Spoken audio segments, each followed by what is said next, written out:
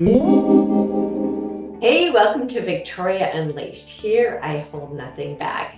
On this show, you'll hear my personal insights, channeled messages, and leading edge conscious conversations to set your spirit free from an old fear-based reality. So glad you're here. I hope you enjoy the show, and I'll see you on the other side.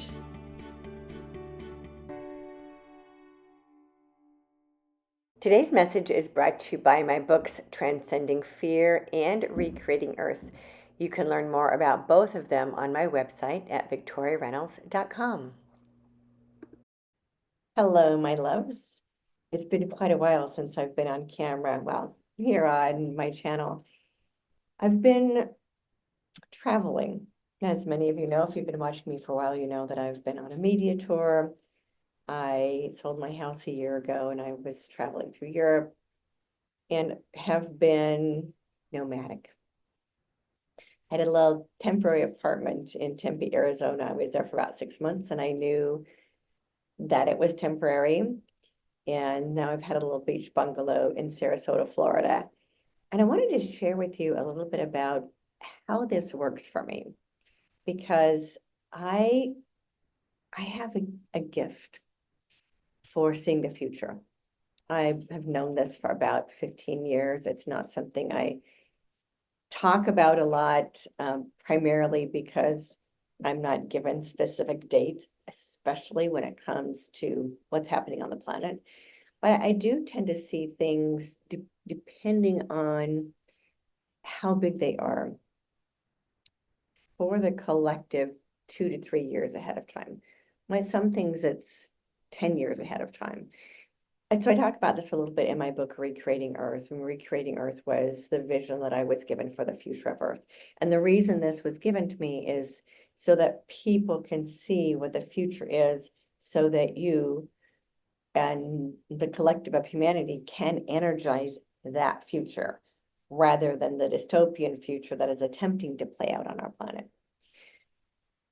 So I'll give you just a little taste of what my life is like working with my future self.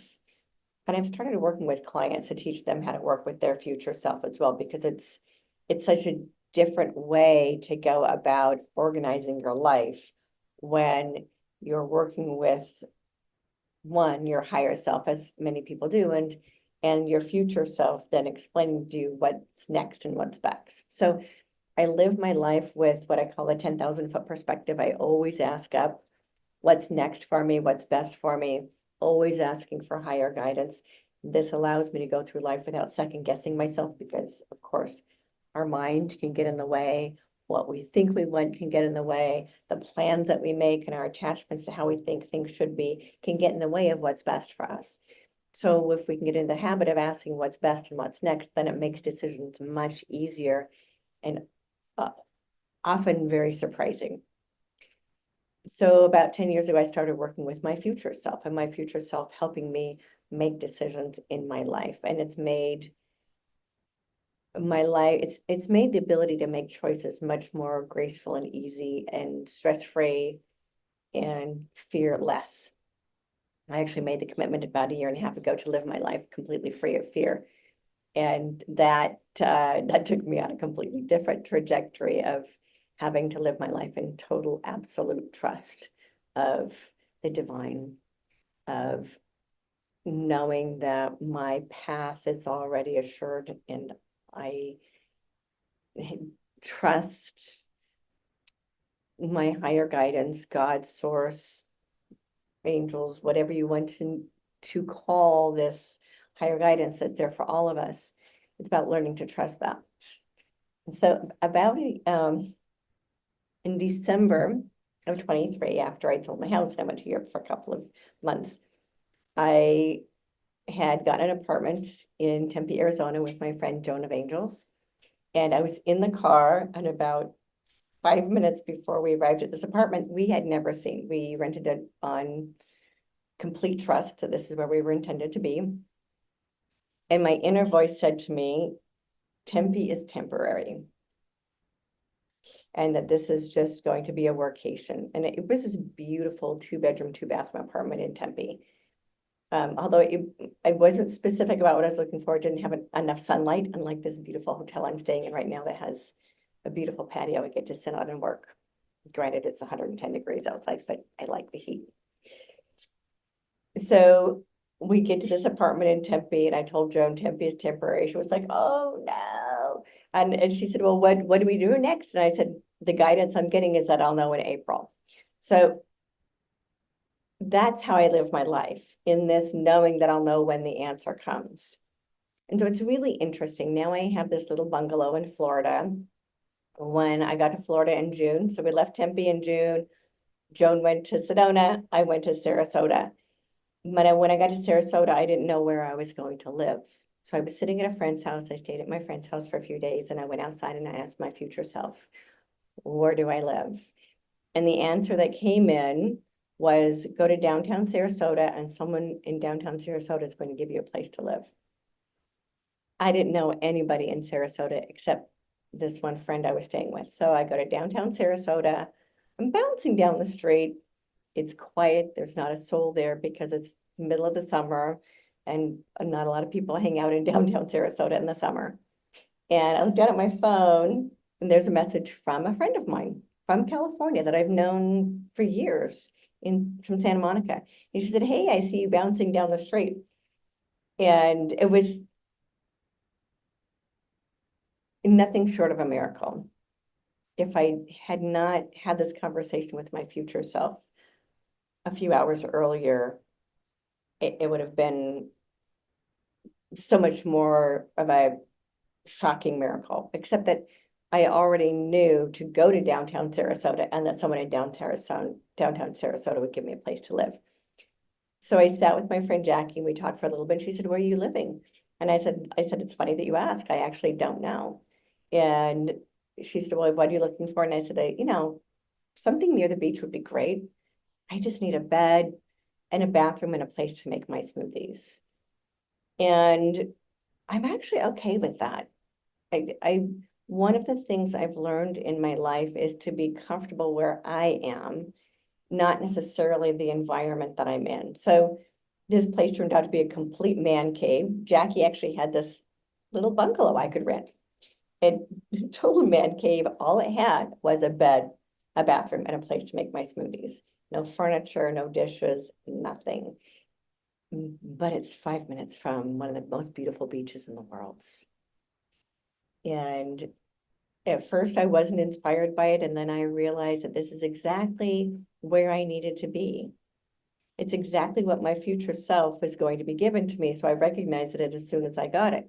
So that's part of where I've been staying. I spent about a month there, and then I get the guidance to do things sometimes only 1 or 2 days before they happen. Also, when I was in Sarasota, I didn't have a car to drive, and I was looking at rental companies. And one of the things I've discovered is that if something is too hard, if it's too difficult, it's not correct. So I stopped and I said to myself, okay, this is too much work. I know that when I'm on path, it occurs with grace and ease. So what is this? What am I supposed to drive for this month that I'm in Florida? And my future self said to me, there's going to be an SUV waiting for you. And sure enough, within a couple of days, I'd made a couple of phone calls, and there was a woman who was in Sarasota who is part of our spiritual tribe. She was gone for a month, and she let me rent her car for only a few $100s, so much less than I would have paid for if I would have rented it someplace else. And it was an SUV. And even better, it had rose quartz and crystals and amethyst charging the energy in it. So it was the perfect car for me for the month that I was in Sarasota. So I still have the beach bungalow there. It's waiting for me, but I'm also on this media tour. And so it's been really interesting living my life in complete trust. And so I go outside every morning or wherever I can find a quiet space, and I communicate with my higher self and also my future self, and asking my future self, what's next and what's best? What's next and what's best? And it's such an extraordinary way to live my life, because I really get to live it stress-free and really get very clear guidance about what's next in my life and where I go next. And sometimes it is only a couple of days ahead of time, which is a test. It is a test in divine trust. And I know that when I live my life that way, it unravels and it unfolds with grace and ease. And I'm always in exactly the right place at the right time, always. I meet amazing people. I get to experience amazing places because I live my life in that trust. So I share this with you so that you can understand that you can communicate with your future self as well. So many people I know communicate with their higher self, or they pray and ask for guidance, whatever your process is that you use for greater guidance in your life. You can add your future self into that mix. Go to your end of life self and ask your future self, what did I do when I was at blank? And then listen for the answer. And then if you want help with that, that's one of the things that I do. I actually work with people's future selves to help them get clear about their life path and purpose. And then we reverse engineer that into the present. Then we go into the past and we find all of the experiences in the past that support this future that your future self is unraveling for you so that you can do the work here in the present moment to create that future. It's a really fun work that I get to do. And if you want to know about the future of the planet, pick up my book, Recreating Earth, because what we have in store for us, when enough of us focus on it, is a truly extraordinary human experience, a truly extraordinary Earth experience for all life on Earth. And all of us are part of creating that. So until next time, as I always say, get bold, be fearless, and live free.